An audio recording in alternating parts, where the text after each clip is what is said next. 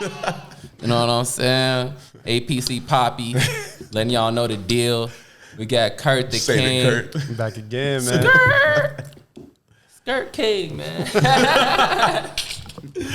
And you know we got some family in the building, man. You know we bring our family through.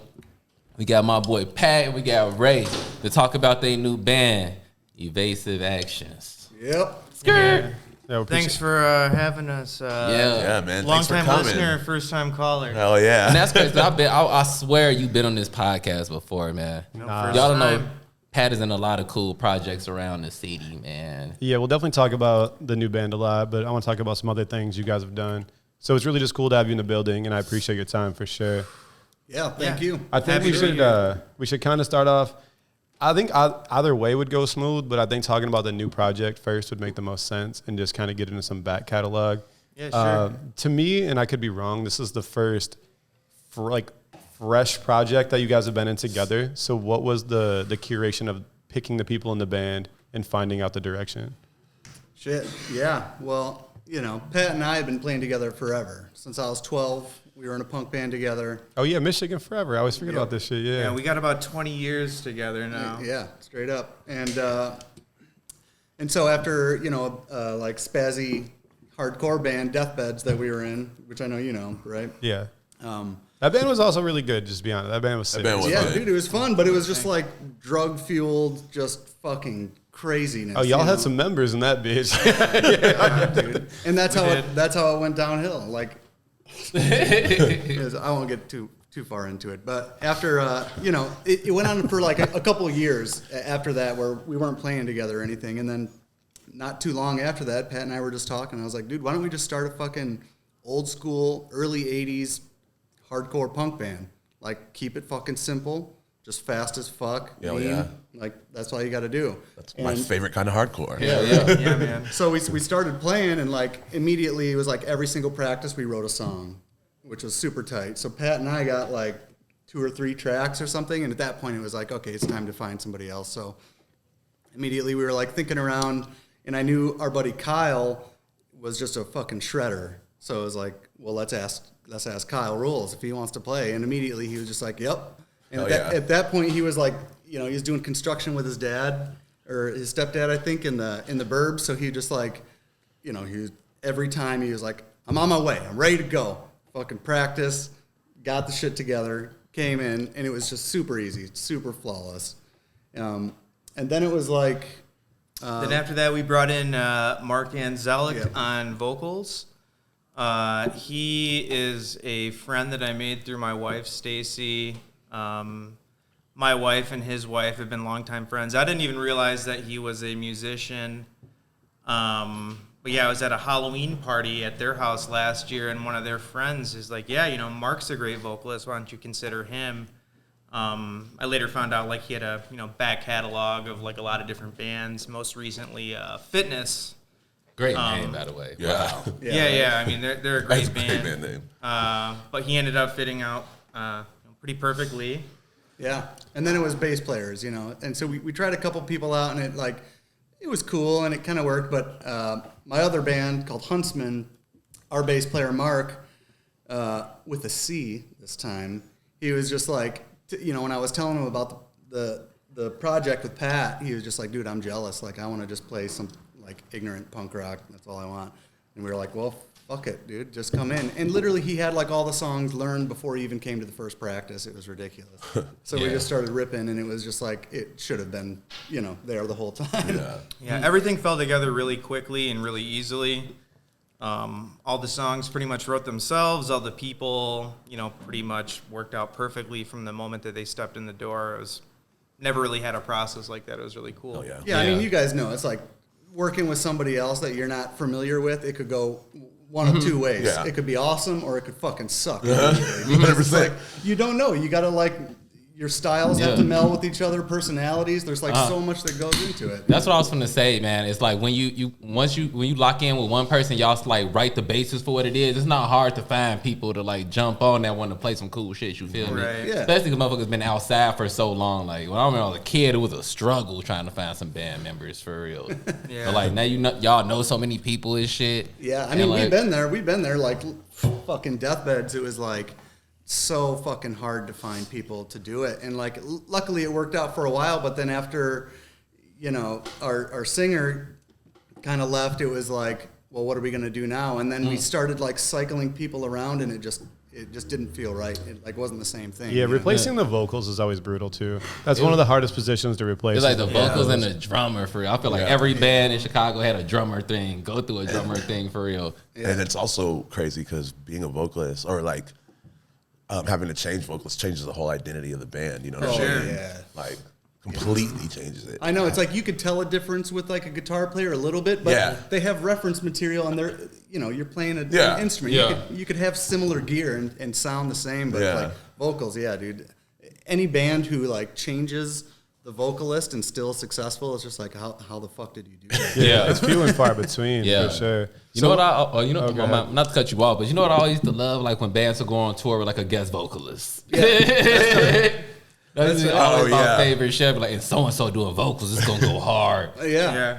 I mean, I remember like Mastodon did that. They were like touring with Scott, I think, of Neurosis. For Scott a while. Kelly. Oh, that was probably heavy. Recently as fuck. canceled Scott Kelly. Recently canceled Scott Kelly. Why? I mean, it's so easy to get There canceled. was some domestic abuse allegations coming out. Yeah. We don't want to waste time. Nah, I did not know. What was you finna say? Oh yeah. Oh, I was just gonna say. So when you guys you had the first 3 or 4 songs ready, and you're kind of looking for members. Was it Pat, you playing the guitars and you had the drums, or were there actually vocals to it? Yeah. No, it was just the two of us. Me on guitar, Ray on drums. Yeah, no vocals. And we knew we wanted it to be a 5-piece. So would you play the bass parts too, or it was just the guitar riffs? I mean, we were just writing, just fucking around, having fun, putting songs together. Oh, yeah. We knew we wanted 2 guitars. We knew we wanted a front man who wasn't preoccupied with playing an instrument or anything like that. Just somebody who could really just kind of focus on the vocals and, project some energy into the live show. Well, there's like another thing, it's like having the freedom to just relax and take your time to find people too. Because when we started too, it was like, I've been pretty serious with bands before where you're just like, everything's really serious. You got to get a publicist. You got to get this. You got to get that. Everything has to be legit and super like proper. And it sucks the fun out of it sometimes. If you're not, especially with the right people who can like take that in stride and be able to like chill a little bit, and like know that it's like a business part of it. And then there's also like, you're playing music to have fun. Like if you're not having fun, it fucking sucks. So that's like when we started it was just like, let's just thrash out. Like who gives a fuck? It doesn't matter. We don't got to get all serious. If things happen, but it's not the goal. I think you said something key too with the type of music you guys are making on this album. Having the front man not be preoccupied with an instrument brings the performative shit so much more out there. Because when you're playing like the fast music and shit, you want the front man really engaged with the audience, fucking moving around the stage, not, I got to play this guitar riff real quick. Yeah. So it's cool that it's just a vocalist. Versus, man. And like this like new wave of like hardcore that's coming out, like Turnstile and like bands like that, like people are going fucking crazy at those shows. Like old school, like 80s style. Because there was a long while where you go to a punk show and it's still that fucking hands crossed, just like do the not judgy miss that. shit. Yeah, do not miss that shit at all. And you want it to be crazy. Like this music is supposed to be like a little bit dangerous. Yeah. I mean, that was always part of the whole identity of it, is the energy at the shows. Some people really got into hardcore and shit like that to go to the shows because that's where the real energy of the music came out. Versus when you're chilling at the crib listening to the record, you were just doing that to get to know it. So when you went to the show, you could have a good ass time. Yep. So I feel like the whole like revival of like the older style punk and shit coming back is like it's like a maturity thing. You know what I'm saying? Like motherfuckers get grown. It's not trying to just be as heavy as you can no more. I like think about it like in basketball when you get older, motherfuckers start finessing more instead of just like, you know what I'm saying? Instead of just a dunk, like you understand the music a little bit. It's more. kind of sophisticated. You know what I'm saying? In a weird way, right? You know what I'm saying? Because like you said, for a minute, like it was just all heavy shit. Yeah. You know what I'm saying? That fast shit coming back. Yeah, the Well, contest it's to been see back. who can play the harder breakdown. Yeah, basically. like that hard breakdown shit. Yeah. How slow can it be? Yeah. for I mean, real? it's cool. That shit's cool. That I like shit is it cool, all, but yeah. it's just like, it's not my thing. It's more, I like the more punk style of hardcore instead of the beat down shit. And everything like moves in cycles too. Like you just can't stay stagnant in the same shit. Like everything finna keep on going different. You know what I'm saying? Oh, yeah. Right. No, and that was actually like a primary objective that we had when we started this, because with Deathbeds, you know, our previous band together, I mean, everything was so complicated. It was really hard to kind of like move around on stage or anything like that as a guitar player anyways. Oh, because it was so techy. And Yeah, stuff. yeah. I mean, it was very difficult. I mean, it was challenging. But Yeah. with this, I mean, we intentionally wanted to like dumb it down a little bit. Yeah. I mean, not saying that like the songs are like dumb or not thought out or anything. No, I know like what you that, mean. But Make it more consumable to the audience you want it to be for. exactly. Yeah. You know what I'm saying? Make it easy for somebody to run side to side. Yeah, You feel for me? sure. I mean, we, you know, like some of our favorite bands too are like, you know, Converge, Dillinger Escape Plan, bands like that, where it's like they've been doing it for so long, like they thrash out as hard as you possibly can, to the point where they're fucking themselves up every single show. Like, Yeah. you watch Dillinger's guitar player Ben Weinman play. I mean, he does Suicidal Tendencies now. He's in that band, and it's like the dude is a fucking madman. It's like intimidating to watch. Yeah, it's and crazy that like, he brought that shit to Suicidal Tendencies. Oh, Yeah. I love it. All that Dillinger Escape Plan shit, jumping out shit, and Suicidal. Right. That's wild. Hell yeah. Yeah, I think there's just an energy about it too. Like with punk, what people always get misconstrued is when punk started, it wasn't super heavy music. A lot of early punk was just very melodic, fucking like even like the Ramones, the Clash, and shit like that. Yeah. They weren't heavy bands. Punk just has this energy with it, like an attitude that people made. Oh, these people act like this. They probably like aggressive music, but that's not really the case at all. Yeah, I mean, the Ramones were like trying to play like pop songs. Yeah. That It was just- basically pop songs, They were super just like melodic. really Rock and gnarly roll. dudes. Yeah. So it's like- Isn't that crazy? They're actually, Yeah, dude. it's just pop songs, but they're just gnarly dudes, like you said. That's funny as fuck. Yeah, people don't be realizing, like, it took me, because I ain't grow up listening to punk and none of that shit. It took me a minute to, like, realize that, like, Ozzy was a gnarly dude. Like, niggas back in the day was gnarly dudes. For But real. Black Sabbath is not heavy at At all. all.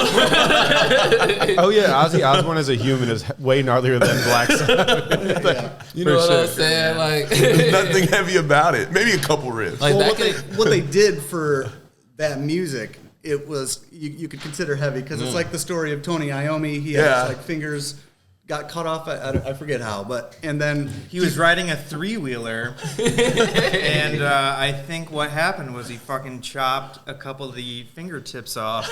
In the spokes or Yeah, something? no, in the chain of a 3-wheeler. But then he had these If like he really wood, fucked that up.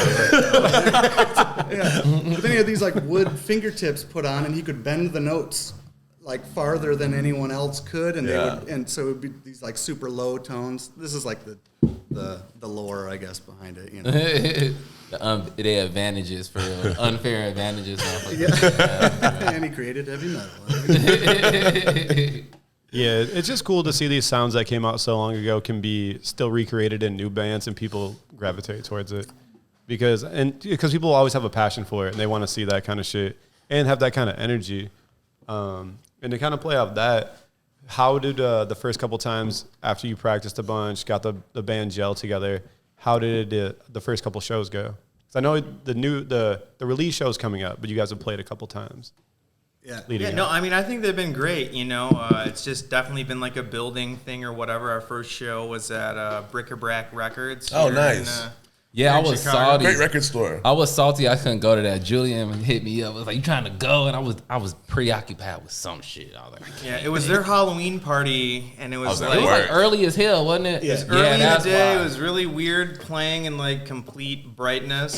Never Playing done dark that music in before. complete brightness. Yeah, and I mean, we didn't have a whole lot of space to move around or Yeah. anything like that, but it was fun. And then we played another show at Cole's. Okay. You know, it kind of built from what we did at Bric-a-Brac, and yeah, it's been great, man. I mean, people have been coming out. I mean, like the Tight. support has been, you know, building. It's been really cool. I mean, the Cole show was cool too because it was like, you know, we ended up playing it fucking starting at like 11:45 or something. On a fucking Tuesday. Yeah, I was there. That's how right when it ended. I was like, peace. Like, I gotta get the fuck out of here. But it was like everyone got sauced up enough to like get a little bit wild by the end of it. So it was like, you know. What was really cool about that show is that I was running into people I knew there, and they were like, "Oh, my friend's band played before or something," and they stuck around for your guys' band. And I'm sure you noticed by the end, the energy was super good. Oh, yeah. You know, people were fucking Dude, it was like great. kind of moshing, moving around a lot, yeah. really enjoying the music. And those were people I knew that didn't come there for you guys, which is also rad. Hell yeah. Because it's hard to see a band for the first time live and get really involved. And be like, oh, I fucking like this, you know, like this energy.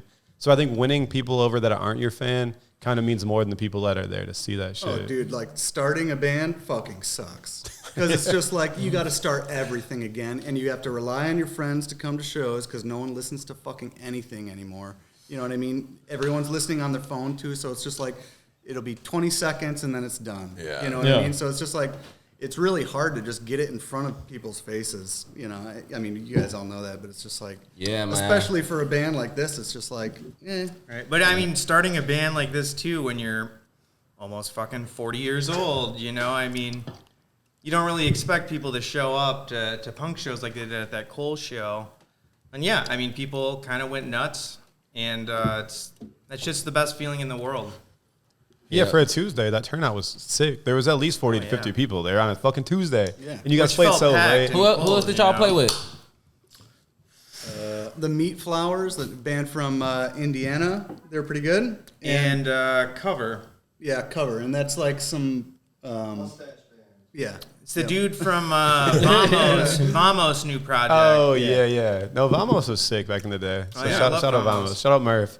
It's Yeah, Murph's yeah. band. Murph's band. Yeah, for sure. Yeah, really. That's the way. That's the only way to get fans these days. You got to play shows for real. You got to like just gotta do it. Yeah, you got to do it in front of people for real. Cause like you saying, ain't nobody finna like listen on their phone for real.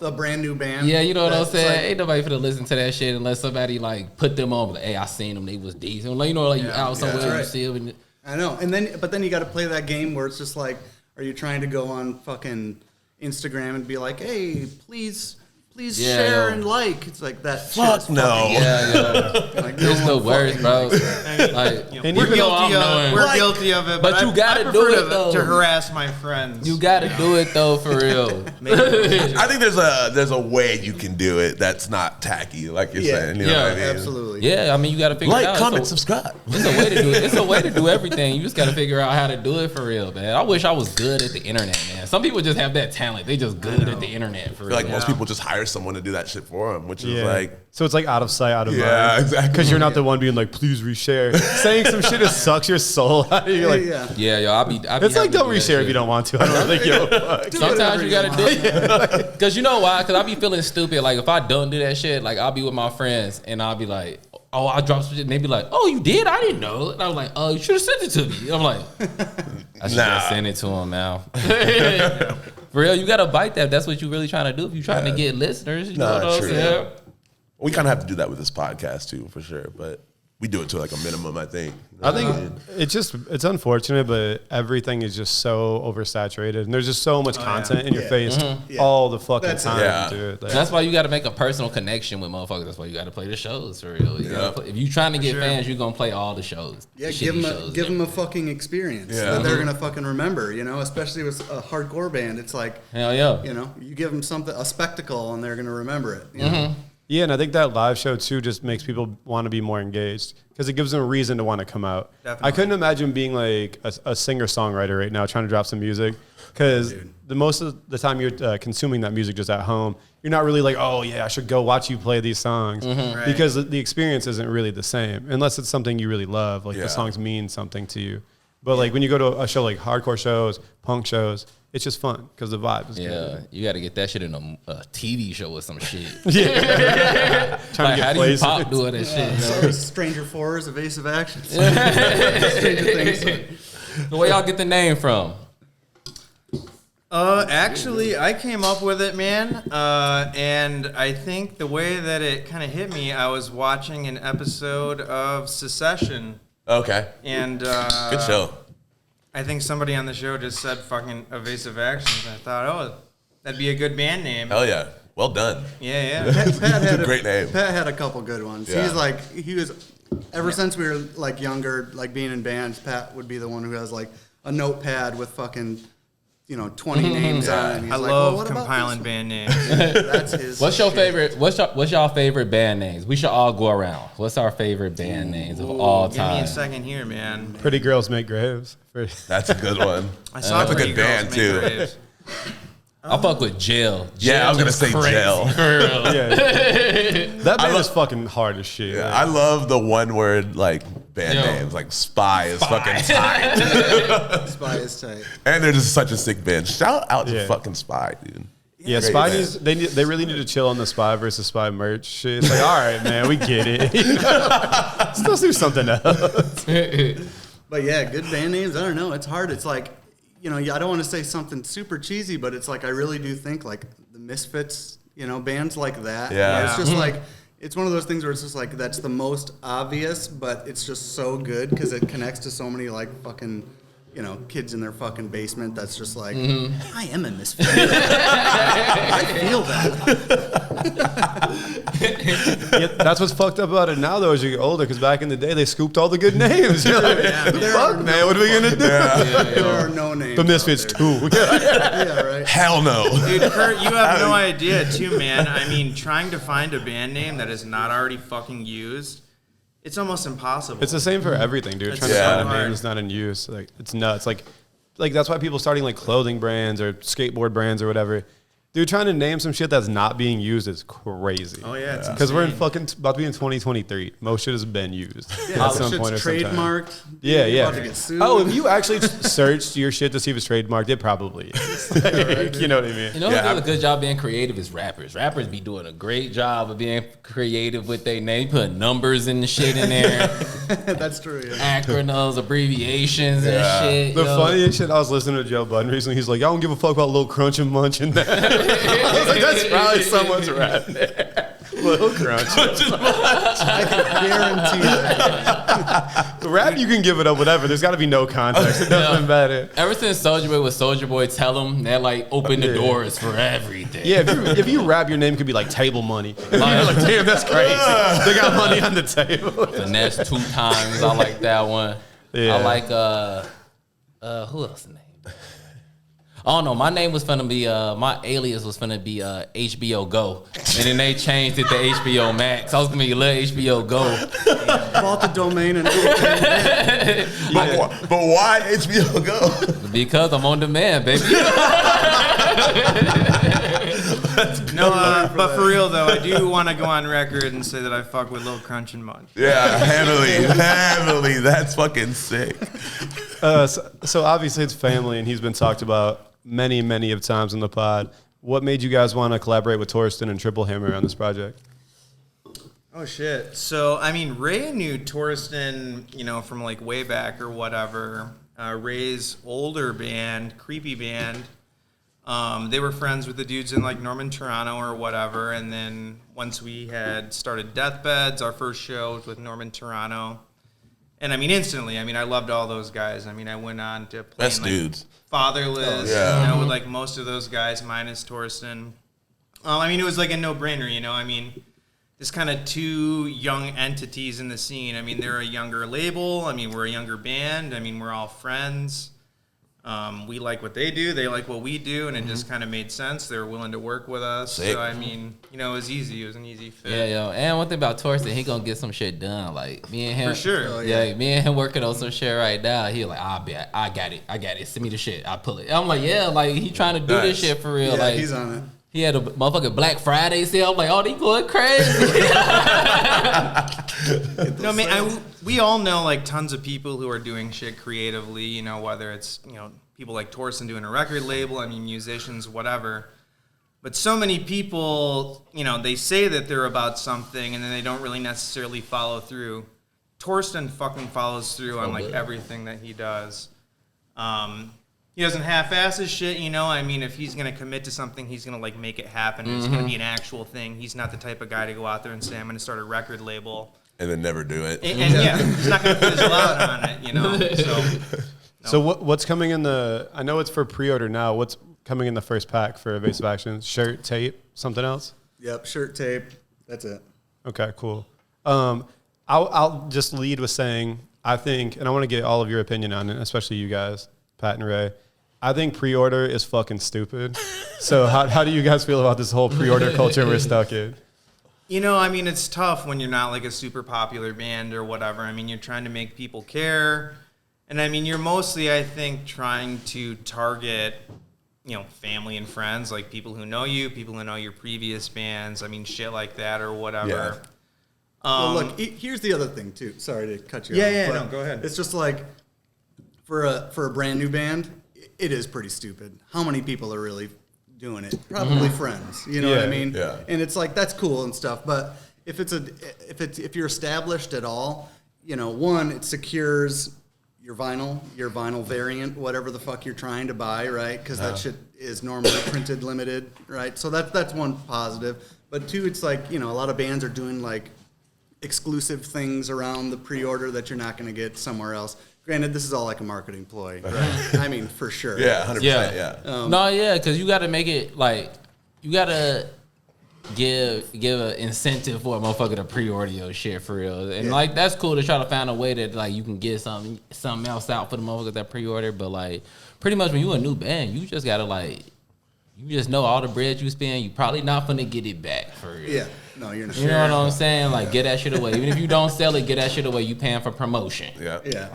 I mean, that is what it is. And I mean, in that case, pre-orders are pretty fucking stupid. Yeah, I just think it's crazy as a culture how comfortable we've been with it because, you know, obviously we all, like me and Nate especially, follow a bunch of bootleggers that do all the bootleg tees. And it's just crazy how many times you be scrolling stories, oh, sorry for the delay. Sorry for the delay. It's like, bro, like at a certain point, you got to just stop with this shit. Yeah. I don't know when it became okay to be like, I'm going to take a bunch of people's money and not provide this product for a fucking long ass time. That's fucking and then crazy. just say sorry a bunch. It's like, don't you get sick of saying sorry? In my personal life, I got so tired of fucking up and saying sorry to people. I was like, let me start being a better person. It's like, don't you just get sick of being like, my bad. Yeah, You know, like, I was tripping. It's like ruining bands because they're just like, I'm a fucking shitty person. Yeah. All these people bought my shit. Then they'd be like, oh, you know, I know it's So been like- 8 weeks. Think about that. I gave you my money 8 weeks ago. That's 2 calendar months. I could have moved, bro. Like, you got to have the shit and ship the shit. Yeah, my thing is it's just like if you're not sure you're gonna sell it all, just make a limited amount, man. There's no shortage of t-shirts. You know what I'm saying? There's no shortage of vinyl. You know what I'm saying? Just put that toward the next shit you do. Yeah, if you're worried about overflow, like, oh, we might not sell it, make less. Just make just less. When someone sends you their money, be able to send them the product within 7 to 10 business days. Once it crosses 10 business days, it's like, dog, what are we doing here? You know, the real shitty thing about it too is like labels, you know, are trying to get as much money up front as they can because they just shelled out some advances for recording. They shelled out, you know, whatever mastering. They've Advances for merch, dude. They've already put out all this money, so they're just trying to get it back as fast as they fucking can and Yeah. recoup some of those costs. Yeah. And Those like, calculations and it's numbers. It's one of those things where it's like that's not really in the benefit of the artists. A lot of times, right? Really, it's just the benefit of just like another greedy like record label. Or Exactly. And that's why when you think about it, that's really when in a more major side of record labels, that's when the 360 deal got introduced. They're like, oh, we need our money back quick. So we're taking part of this, we're taking part of this, taking part of this. It's like, because I think there's some like stat out there that says like, on a major label wise, like if you get one artist a hit, that makes up for like 40 that didn't. And that's a Right. fucked up like scheme. You know what I mean? Anyone you sign, you should have some type of, you really think this might be good for them. Because they're also a band, they're also artists, they're also humans. Now, like, you're decent, you might pop. All right, pull over here. If you don't, we got somebody in the tuck that can make up for you, the L we take on you. Yeah. That's a weird way to look at putting art out in the world. Yeah, You know, like, yeah, it is. sure. I mean, it is a business, so I see it a couple ways. Like my other band, Huntsman, is on Prosthetic Records. Oh, word? And Prosthetic has done a lot of super fucking awesome shit. The Yeah. first Lamb of God album, you know, it's just like so much super quintessential shit. But they're still making royalties on it, and that's why they're able to sign a band like Huntsman, because we're not a big band by any means, right? It gained a little bit more steam, but they're investing in us, and they really, really do give a fuck. This is a case of a good record label. Yeah, exactly. Right. That's But- why you got to choose your record label. And that's why you got to know be what I'm fucking careful, yeah. saying? Yeah, because like, a lot of this shit, this business to a lot of motherfuckers that don't even give a fuck about the music. You got to find somebody that actually give a fuck about it. Because like, when I'm doing some shit, I take a loss just for the culture. You know what I'm saying? Like, sure, man. That's the thing. Like, I'm okay with that, but like, motherfuckers that's not involved in it, just doing for the money, they don't give a fuck. You know what I'm saying? They want their money back. Well, that's why there's different places people want to land. I mean, like if you land on like Flat Spot or Triple B or something, you're going to be in a better spot than landing on just some random shit where they just don't really give a fuck. They're like waiting for it to cash out instead of really caring about music and being like, yeah, like we fuck with you. And then the thing is, like, if you sign a Triple B right now, just because they've done such a good job of putting out good music, people are going to have their ears on your shit. They're going to be like, oh, they signed you, I'm going to check it out. And that's based off them just really being fans of music and putting out good shit. Yeah, for sure. Like them locking out Flat Spot, like labels like that. You know what I mean? Exactly. Oh, fucking like, you know, metal or punk and stuff too. It's like that's exactly what everyone does. Relapse. Yeah, Relapse. I was about to say, all for these sure. record labels, it's just like everyone pays attention to who they sign because they're so picky. You know, Yeah. it's just like, oh, they, as stupid as it is, they must be good. Yeah, they made the cut. Like, you're on Relapse. You're probably a good band. But no, man, that leads me to something I wanted to say. I mean, it's just like the primary benefit of like being with a label when you're doing stuff like us. I mean, it's just like expanding your reach to people. I mean, like the financial aspect doesn't necessarily help that much. You know, the whole like record label business model, I mean, it's pretty much like obsolete at this point. Bands can do shit by themselves and they can become huge, you know, and they don't necessarily need fucking record labels. But yeah. It's like how far do you want your reach to go? You know what I'm saying? Exactly, you know. Because like it's a lot of motherfuckers that's got a decent base that's just solid with what they doing for real, and they feeding that one audience. There's other people that's trying to get bigger. You know what I'm saying? For sure, man. Like I always say, like when you go with a smaller label or some shit like that, like if you go to a big label, it's gonna reach mad people, but it's mad people you gotta cut that money up with. Right. So like it's really doing the same. If you like you was on a big label and you got mad lists or you sold mad shit, or you with that you got to split up, or you with a smaller label and it's just you and like what your small label you with 20 people over there. You know what I'm saying? Yeah. You gonna make the same amount of money for it. It's just about what you want to do with your art. Yeah. You feel me? Yeah, definitely. You know, we can bring that back to why we're doing shit with Triple Hammer, you know, because we're both new things out there in the fucking, you know, Yeah, y'all can grow together ether too. or you whatever. know? I mean, we help expand their reach. They help expand ours. Yeah, definitely. You can go farther together. Exactly. So yeah, yeah. definitely. Synergy. On that note too, we're gonna hop into the break song, the hot shit of the week. Of course, we're gonna play something off the new album coming out soon from Evasive Actions called Puke Party. Go ahead and check this out. It won't be out for a few weeks. Drop that shit on YouTube, man. Years to pick on some unsuspecting victims.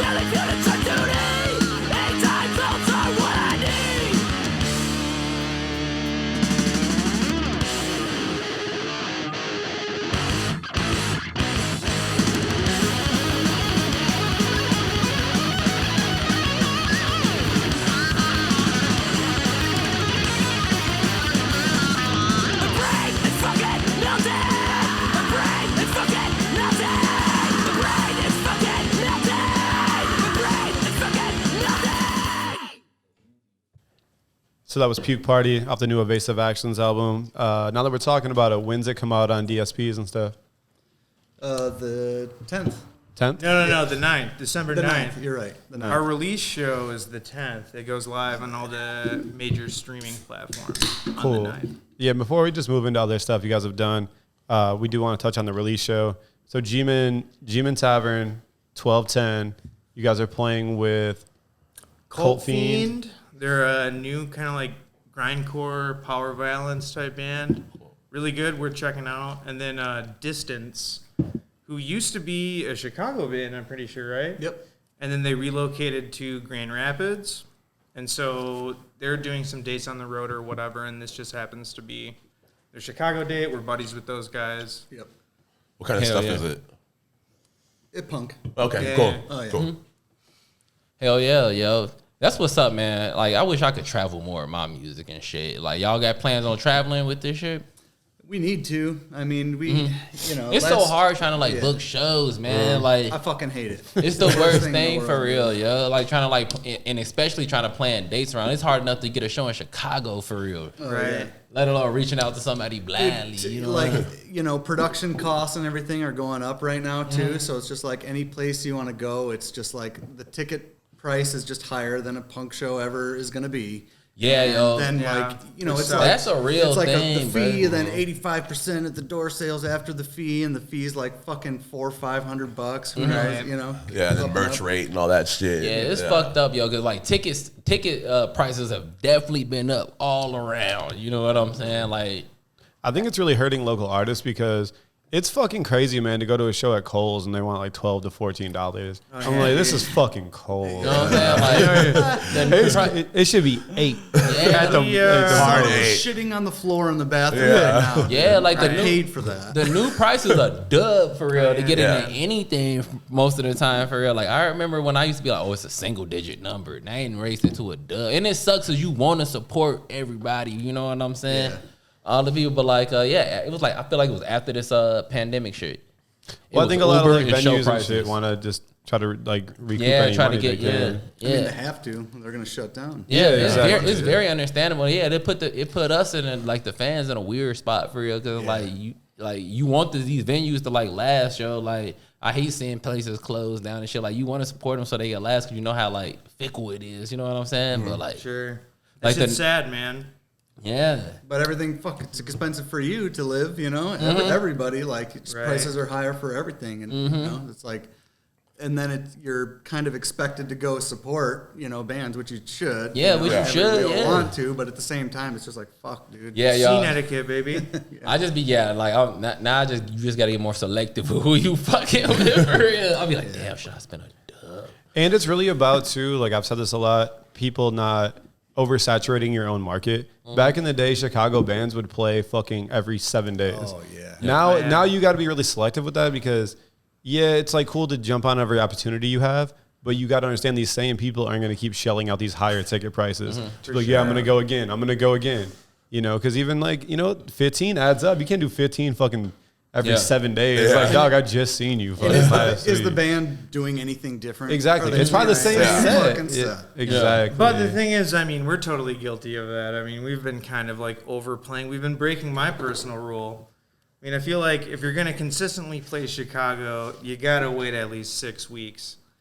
I mean, people aren't going to Agreed. show Well, up when you're playing every yeah, other but I think- fucking You week, just gotta like know what you in for it. Like you can't expect you're not gonna expect all your friends to go to all of the shows. For Like, sure. You're just trying to get new ears. And when I say 6 weeks, I mean, that's my minimum, you know? I mean, Yeah. Yeah, and I think your logic is very sound on that though too. You wanna play some live shows when you're a new band to get your like feet wet, you know, get it stable. Oh, what could be different? What could we do better? That's different than if you're already like established For and you're sure. playing every Yeah. fucking 2 weeks. No, that's It's like, crazy. dog, That's yeah. crazy. Oh, we're at Cobra Lounge. Catch us at Sub T. It's like, dude, I just saw your ass like a block down the Dude, street. my Huntsman plays like every 4 to 6 months in Nice. Chicago. That's like just chill out, Yeah. you know. And I mean, it's not like we're just trying to cancel, you know, or like say no to all these different offers that you might get or something. But it's at some point, it's just like we're working on shit. Like if you you gotta just take your time. if you are to do that, you gotta play at different places in the city. You just can't play in the same part of the city. Like you gotta go on the south side. You gotta go on the north side. But also, though, man, I gotta say, though, I mean, it's not like you guys are like no name nobodies. Like, you can still, like, you know, book a weekend or a 5-day fucking thing in other cities, you know, on one of the coasts, and people would still show up. Yeah. But I mean, you know, But then we're talking about touring, and that's fucking Yeah, jobs yeah. and That- kids, and who knows what the fuck's going on. yeah. Definitely too. And this is like directed like specifically at you, Ray. I really wanted to talk about Creepy Band for a second. I feel like you guys had definitely a good following and a good thing going. And I want to word this the right way. Do you feel like it was helpful or hurtful that it was more of a themed band? Well, it was helpful for Chicago, hurtful for doing anything else. Anything else. No labels would ever talk to us. I fucking tried. That was when, like, before I was just like, I'm not a fucking booking person. I can do it, you know? And, like, now, you know, I'm just like, fuck that, dude. We got to hire somebody. I can't do that shit. So it definitely hurt, like, booking tours, too. Like, we did multiple tours, and, like, some of the guys were from North Carolina. And one of their friends had this fucking rager every year, like a Halloween party. Oh, October, y'all were busting. you were getting October pop. Fucking high demand. But then it's like booking a tour around your one destination, and they're all just like, who the fuck? I don't give a fuck about you. Like, who are you? So it's just like, oh, okay, I guess we'll play in Charleston, West Virginia. That sounds fun. That's a tough tour to sell at Christmas time. It fucking sucks. Yeah, in the summer, they're like, what the fuck is going on? And we still did it. Yeah. No, you guys definitely did a good job. And, like, you had a very cult following in Chicago. But it was also, like, very oriented towards October and shit. There was always, those shows were crazy. And I always wondered that just personally. Like, I wonder how they feel about this. But that's kind of what you got to expect when you almost have a theme, essentially. I don't know if that's the right word to use. I'm not familiar with this band. So it was very, like, Halloween-y. Well, like, the thing is, me and a couple of the guys that were in the band were living at the Beerix at the time, and this was like a big warehouse. Yeah, the singer like ripped. Like he was dude, he's a fucking shredder. Yeah, he ripped for sure. For sure. Really good. Dave. Oh yeah, Dave. Dave fucking rips. But we were just like, let's have a Halloween party, and then the other dude, you know, was a musician, and I was like, let's just do it like a band to play like fucking rock and roll, like horror music. And he was like, fuck it, let's do it. And then we did it, and it was just like a banger. It was like the best show like ever. Rock and roll horror, like the Monster Mash. Sure, kind of. That would be like the thing where like, let's cover this and make it heavy. Yeah, y'all dressed up and shit. Oh, yeah. Like the Locust and shit. Oh, shout out Locust for sure. Yeah, maybe not that. They're actually fucking scary. Yeah. I remember like I read that Justin Pearson book and like. Oh, nice. I didn't know he had a book. Yeah. From the graveyard of the arousal industry. Okay. But there's like stories like the drummer, you know, would be like they're opening for the Yeah Yeah Yeahs, and it's the fucking Locust. So all these people are there to see the Yeah Yeah Yeahs, and they fucking hate the Locust. They're throwing shit at him on stage, and the drummer's so fucking hammered. He grabs his pitcher of beer that he just finished, fucking fills it to the brim with puke, and like walks out to the front of the crowd and was just like, either shut the fuck up or I'm throwing this on you. So people like chilled out, and he goes back to his drums, pours it over his head, and fucking smashes out. And like the Locust set's gonna be short anyway. It's like, no, y'all got this. Yeah. It's like a solid 15. I've only seen bands like go crazy when people don't fuck with them like 2 or 3 times in my life, Yeah. Dude, that's the ultimate flex. Yeah, I never see that often. I seen there was what show was it? I was at some random show when I was a kid. It was at the Congress Theater. I know that shit for real. And this dude Necro played. Yeah. I've heard of Necro. Oh, He's yeah, like an ICP type dude. Kinda, yeah. You know what I'm saying? And like niggas was not fucking with him. And the nigga, he jumped out. He, like somebody said something to him. He all in the crowd, like trying to fight people and shit. Like, yo, bro, chill out for real. I've seen like rappers get mad when people don't come to the front. They be like, come to the front, I'm finna rap. They be like, no, fuck this shit, I'm getting off the stage. it's because they gotta say move up. They gotta learn that. I feel like that's always such an awkward request too, man. Like when a band has to tell you to move up. Like when people are stoked, dude, they're just there. Yeah. One time me and Kurt saw somebody get booed off the stage. Oh, because he was talking shit about Derrick Rose in Chicago. This dude opened up for Griselda. He said something crazy about Derrick Rose. I forget what. Niggas booed him off the stage. And then he came and was like, no, y'all not finna boo me off the stage. They was like, get the fuck off the stage. He was like, my bad. I fucked up. I've played some shitty shows in my life, but I've never been fucking booed off. Never been heckled. What's the word? Heckled before? Oh, heckled, yeah. Never been heckled. I've never been heckled. You ever been heckled? No. Yeah. No. I think it's Actually- easier to hear heckles if you're rapping versus playing like rock and roll shit. Yeah. Well, there was some weird shit. I guess this isn't technically heckling, but I was doing like tour drums with 88 Fingers Louie, and we were on a West Coast tour, and we were in Arizona, in Phoenix, and the show was fucking awesome. And I guess in the back, like no one really heard it except for the guitar player Dan, or maybe it was the singer Dennis. I can't remember, but some dude in the back was just like, "White power" or some shit. And nobody really heard it, but there was like people like, you know, in a fucking argument in like in a tussle in the back or whatever, and I didn't know what the fuck was going on, and like, you know, they kicked the guy out, and someone probably kicked his ass afterwards or whatever, and then after the show, they like, the fans were telling us about it. And I was just like, what the fuck? Like, why didn't we stop and do anything? And they're like, we didn't know. Dude, Yeah. I don't know what the fuck people are saying. That's like when you're at the bar and you can't hear what the person's saying to you, and you're like, yeah, for sure. That'd be wild. It's like white power. You're like, yeah, bet. I do that shit so much. I'm like, for sure. I've seen Just move out with my yeah, dude. I seen a fair amount of They're like, oh, I got an L out here. I seen a fair amount of skinheads get tossed in my day.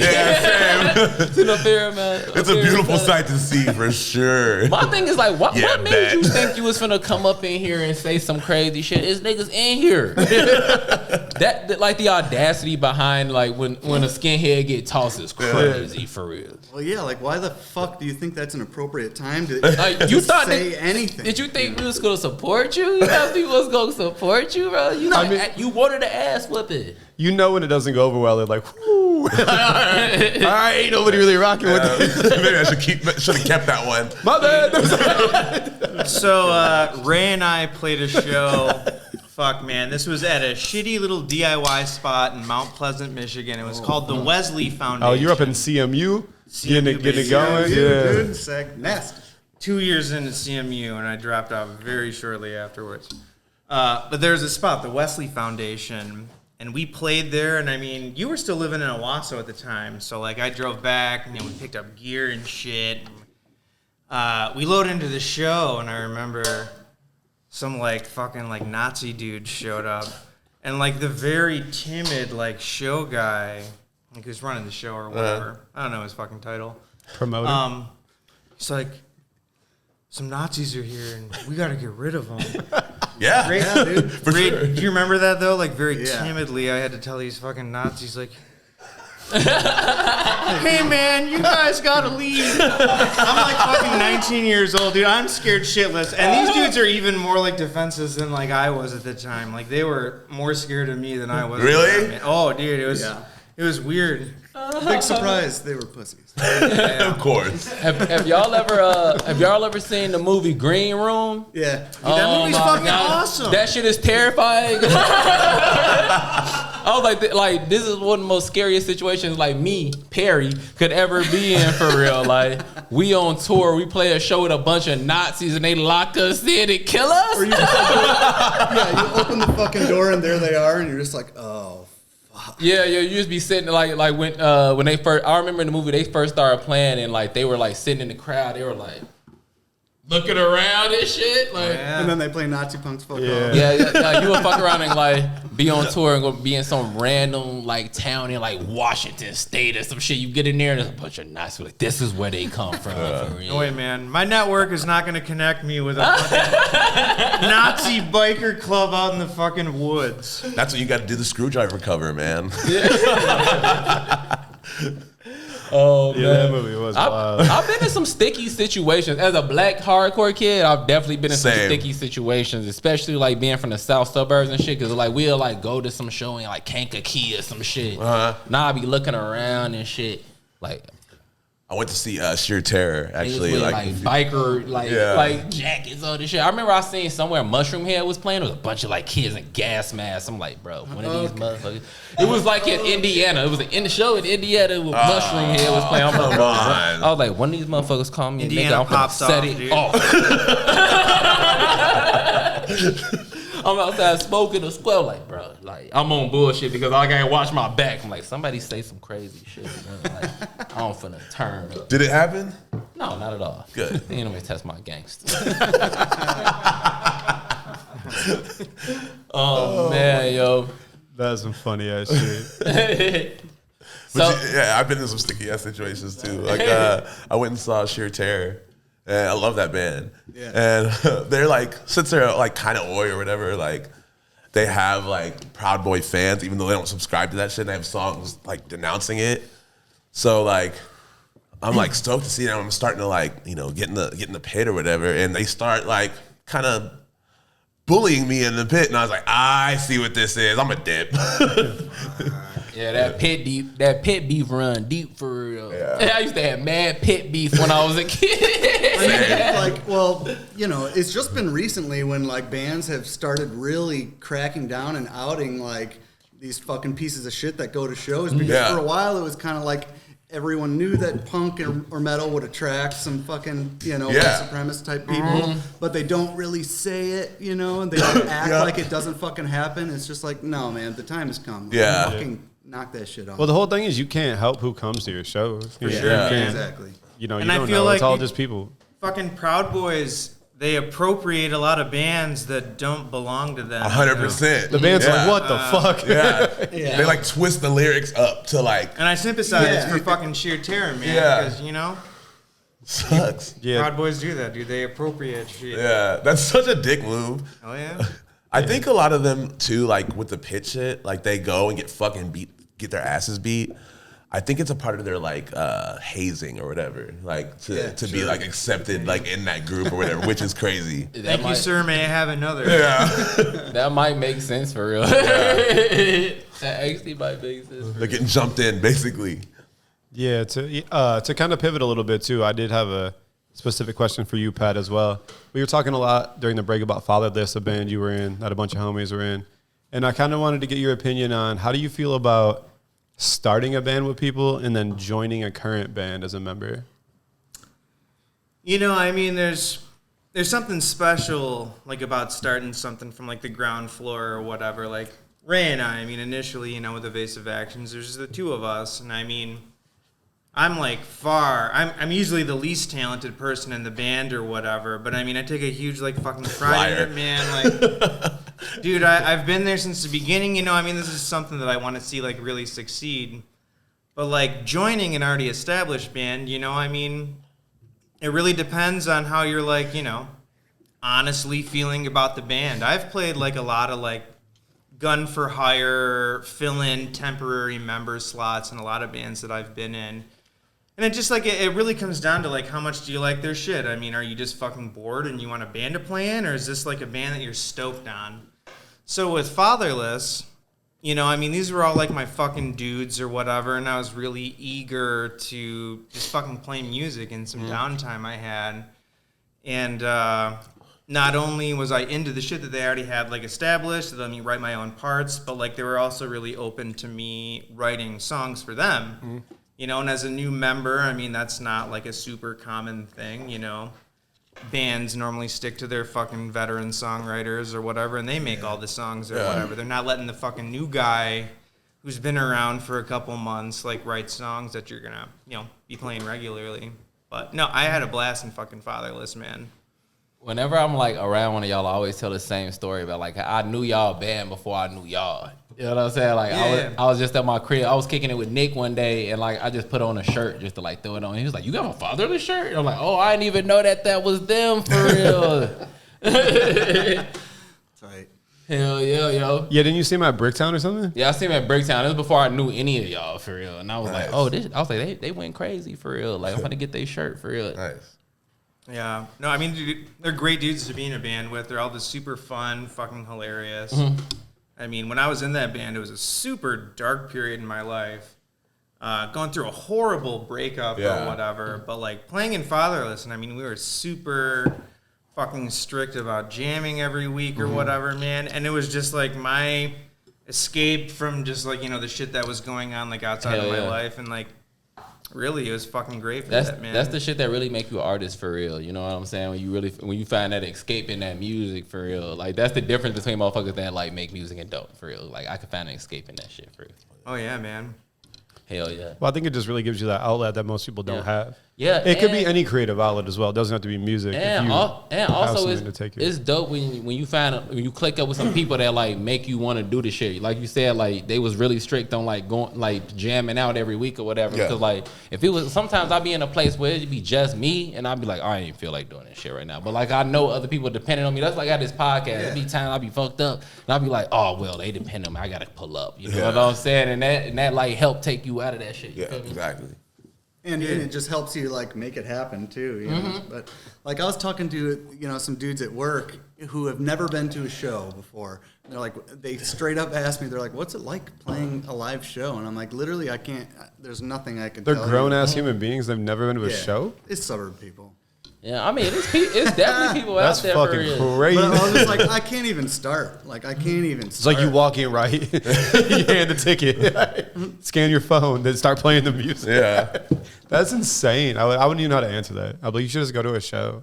That's what But I'm. the, but the thing is, it's crazy to think for especially all of us that some people just don't really like music like that. Yeah. Some people don't Yeah. care. No, You know, they get in their car, they either turn on news radio or the radio. Yeah. And they just go. Yeah, The radio be going. it is fucking crazy. I totally have Here we periods go. though where I get like musiced out though, and I do listen to NPR when I'm in the car exclusively for like fucking months. Well, I straight up listen to more podcasts about music than I do music now because it's just too much, man. Actually, the fourth quarter of the year, a lot of shit slows down, and it's so beautiful to be able to go just listen to other shit and not like, oh, this came out, this came out, this came out. It's cool when we get these 2 months of downtime where people don't really release, like especially like major label shit doesn't come out. Right. So you get to go back and be like, oh, this record I told somebody was fucking awesome. I listened to once. Let me go back and listen to that again. You know what I mean? I go in cycles because I'll really get on listening to brand new shit that's coming out right at the moment, bands that I love, and then I just go through like big long spurts of not listening to shit, and then I'll hear like one of my buddies that just is up on everything, and they really go out and seek out the weird shit and like listen to everything, and I'm like, fuck, dude, that used to be me. I need to get back on Same. It's hard to keep up, man. And just because we just came off that subject too, how was it for you doing like the tour drumming with 88 Fingers Louie? How was that just jumping into that? It was, well, I've known Dan, the guitar player, for quite a while. He recorded Creepy Band. That's how I met him. He recorded our album. He recorded our album. Yeah. That's Nice. right. And he's the fucking man. And he just like it was pretty funny. So he hit me up when I was working at Chicago Music Exchange, and he hit me up and two other of my coworkers to try out for drums. And I was just like, okay, fuck it. But that's the shit that I've grown up on. I listened to 88 Fingers Louie when I was a kid, listening to punk, so like I already knew just a like couple that band. songs straight up. And I went, and I'm the kind of guy who just like I over prep, so I just learned like every single fill exactly how fucking John did it, or whoever did the recordings at the time. So when I went in, it was just like exactly how he played it in my mind, right? And then it was immediately going down to Fest in Florida and playing for one of the biggest crowds I've ever played with 2 nights in a row. And it was right out of the gate, and I was like, fuck, dude, it was super nerve-wracking. But the second I got those shows out of the way, like we've done, like Western Canada, Eastern Canada, played a show in Costa Rica. Wow. Some West Coast stuff. Like, it's all like short runs, but so it was like nice and easy because I jammed with them for a while. They're all awesome. It's my style of drumming too, so it kind of just like fit. It was kind of natural to me what John was already doing. And then playing the shows, it's just like playing fucking bigger shows than I ever get to play in any band that I'm in, for the most part. So it's just like really just weird, and I mean, it was obviously super fucking cool, but it's a really, really weird thing. And then you just go home, and then I don't talk to him for a couple months until the next thing starts and we jam again, In that downtime, do you ever just like play the songs just to keep them fresh? Or you just... I more like listen to them. Nice. Yeah. It's like a lot of my process is like not necessarily getting it under my hands when it's something I know that I can do. If it's tricky, I'll practice it. And there definitely was a lot of tricky shit that they do that I had to practice, but internalizing it in my brain and just remembering like, oh, this fill goes here, this part comes after that, blah blah blah. That like really helps me because then it just lines everything up, and like, you know, just playing, you know, with Pat and being in bands for so long, it's like my musical memory is like, if I play something, I pretty much remember it for the most part. Yeah, For almost ever. You know that what shit I is mean? insane to me, bro. Like I always have been in awe of that shit. How motherfuckers could just jump in a band and learn the songs quick as hell. Like when y'all were talking about when y'all shit first came together, I think you was saying y'all guitar player, or bass player, or something like came in and just learned all the songs fast as hell. Already knew the song. Like how do you do that shit for real, bro? I can sympathize for you as a lyricist, man, because I mean it's different, you know. I mean, you got to think about what you're doing. You got to say what you're fucking doing. I don't know. I mean, it's just the motor skills are different, you know, or whatever. Yeah. But with like, you know, playing an instrument, man, fucking muscle memory is key. I mean, I punish myself with like consolidation. I mean, play a song over and over and over and over and over again to where you don't have to think about what you're fucking doing. I mean, your hands are just gonna do it. And I mean, that's what I do with pretty much fucking every band I'm in, man. I mean, just. I mean, I always say this about drums. You know, it's like there's less drummers than there are everybody else, but it takes the same amount of time playing or learning something, in my mind, musically, to be good at it, right? Or to be like proficient enough at it. But guitar and keyboard or anything else, you can just do it fucking quietly while you're watching TV and just fucking run scales and shit. Drums, you have to fucking play drums. Right. Like, there's no getting around that. Like an electronic drum set doesn't feel the same. Practice pad, no fucking way. Like you're loud as fuck and you're playing drums. Oh yeah, that's why there's that whole thing like drummer, like parents that have a kid that wants to play drums. They're like, oh god, you better have a basement, a garage, or something. I would soundproof the shit out. Because when you're bad at drums, when you're learning, it's like. You need to stop. Dude. Just fucking my stop. fucking parents, like, my whole family's musicians, but my parents were like, our first band, the Hooligans, they're like, you can practice in our basement. Yeah. Damn, dude, his poor fucking parents. They had no idea what they signed up for. I would have been opening the door. Do you know Melody? Do you fucking know? Yeah, y'all. Shout out to parents. You should quit. Shout out to parents that let people practice at their crib, bro. Like my first band, like I was doing vocals. I remember I went down and my boy Eric. Shout out my boy Eric Haynes. He's in Real Friends now. But I go down, his poor mama. I go down in the basement. I start like screaming and shit. I'm cursing and shit. He was like, "Bro, chill out. Then my mama upstairs." Guests over and shit. Yeah, I was definitely that. My first band was definitely like in a garage, and I'm doing vocals going crazy. Shout out. That's how if I have every kid, that's the dude I'm finna be for real. Cause there's always music in my house.